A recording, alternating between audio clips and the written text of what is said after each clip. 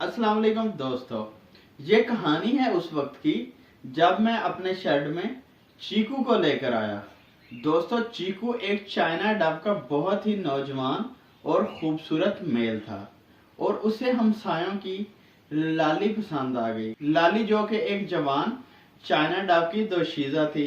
जब भी वो कॉलेज की तरफ जाती तो चीकू पीछे खड़े होकर उसको सीटियां मारता। पिछले वैलेंटाइन डे वाले दिन सुबह सुबह ही चीकू फूलों में गुलदस्ता उठाए उस खूबसूरत दोशीज़ा को फूल देने के लिए खड़ा हो गया। जब उनको पुलिस वालों ने देखा तो उनकी जबरदस्ती शादी करवा दी तो वो हंसी खुशी रहने लगे। तो हमारी खुशी की तब कोई हद नहीं रही जब चीकू और लाली ने पहला एग ले किया, जो कि एक छोटा सा और बहुत ही खूबसूरत एग था।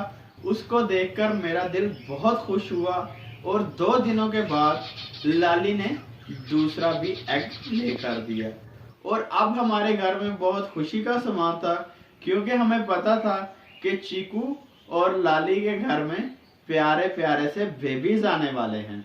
लेकिन हुआ कुछ यूं कि कुछ वजह के कारण चीकू और लाली का एक अंडा खराब हो गया और उसके बाद कुछ दिनों के बाद एक प्यारा सा टॉमी चीकू और लाली के घर में पैदा हुआ, जो कि बचपन से ही अकेला साबित हुआ। दूसरा भाई या बहन डेड इन शेल हो गया, जिसकी वजह से वो अंडे के अंदर ही अपनी जान की बाजी हार गया, जिसका मुझे बहुत ही दुख हुआ।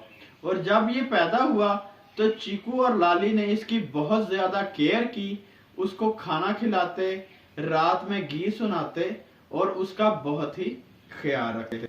आहिस्ता आहिस्ता दिन गुजरते गए और गुजरते दिनों के साथ टॉमी भी बड़ा होना शुरू हो गया। तो सबसे पहले तो जब वो पैदा हुआ तो उसके जिस्म के ऊपर कोई भी पर मौजूद नहीं था, लेकिन आहिस्ता आहिस्ता जैसे जैसे चीकू और लाली अपने बेबी को फीडिंग करवाते गए और टॉमी आहिस्ता आहिस्ता बड़ा होता गया और आहिस्ता आहिस्ता बड़े होते होते वो अपने माँ बाप का फर्मा बरदार भी था। माँ बाप जैसे उसको कहते वो उनकी बात मानता।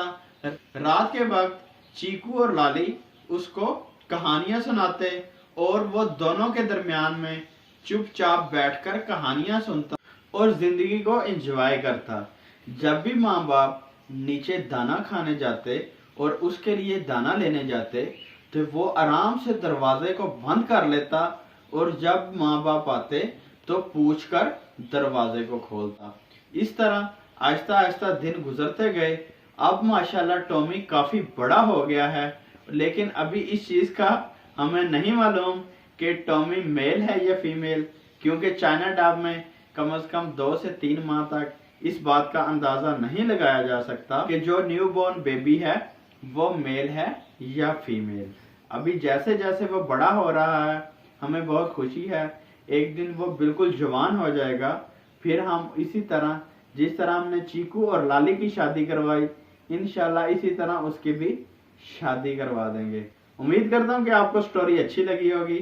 अगर आपको स्टोरी अच्छी लगी है तो वीडियो को एक लाइक कर दीजिएगा, चैनल को सब्सक्राइब कर दीजिएगा, वीडियो को शेयर कर दीजिएगा। ये खास तौर पे मैंने ये स्टोरी एक बच्चे के लिए बनाई है। वो मेरे दोस्त का भतीजा है। उसने मुझे कहा, मरजान अंकल आप मेरे लिए भी कोई स्टोरी बनाएं। आप बर्ड्स के ऊपर बहुत सी स्टोरीज बनाते हैं, बर्ड्स पे इंफॉर्मेशन पे वीडियोस बनाते हैं, क्या आप मेरे लिए बर्ड्स की कोई स्टोरी नहीं बना सकते? तो मैंने उसके लिए ये खूबसूरत सी स्टोरी बनाई। उम्मीद करता हूँ कि स्टोरी अच्छी लगी होगी। जिन दोस्तों को अच्छी नहीं लगी वो डिसलाइक कर दें, जिनको अच्छी लगी है वो लाइक कर दें। वीडियो को काइंडली शेयर जरूर कर दें। दुआओं में हमेशा याद रखा करें। अल्लाह हाफिज, अल्लाह निगहबान।